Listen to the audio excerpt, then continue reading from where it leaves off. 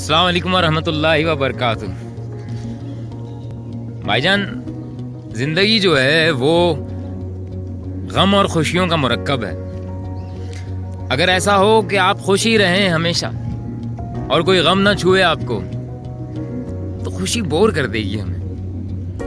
اور اگر ہم سدا غمگین رہیں اور خوشیوں کو محسوس نہ کر سکیں اور اپنے غموں کو اپنے اوپر ایک چادر کی طرح تان لیں، یا یوں کہہ لیں کہ غموں کا چشمہ پہن لیں، تو بس پھر ہر طرف غم ہی غم نظر آئیں گے ہمیں۔ غم اللہ کی بہت بڑی نعمت ہے اور خوشیاں بھی اللہ کی بہت بڑی نعمت ہیں۔ جس طرح رات اور دن ہے، اسی طرح غم اور خوشی ہے۔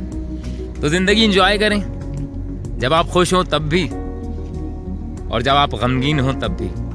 بس ایک چھوٹی سی عرض ہے کہ جو خوشیاں آپ کو ملیں وہ آپ بانٹ دیں لوگوں میں، تو وہ آپ کی بڑھتی چلی جائیں گی۔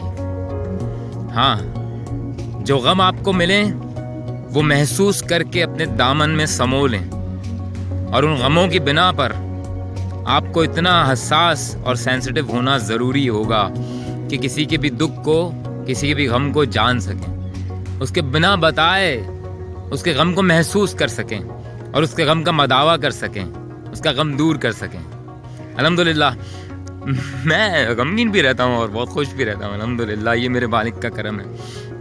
اس نے اتنے پیارے رشتے جوڑے ہیں میرے، اس نے اتنی نعمتوں سے نوازا ہے کہ مرشد پاک کا کرم ہے، یہ مرشد پاک کی دعا ہے، یہ مرشد پاک کی خیرات ہے۔ الحمدللہ الحمدللہ، دعاؤں کا طالب آپ کا عاجز علی۔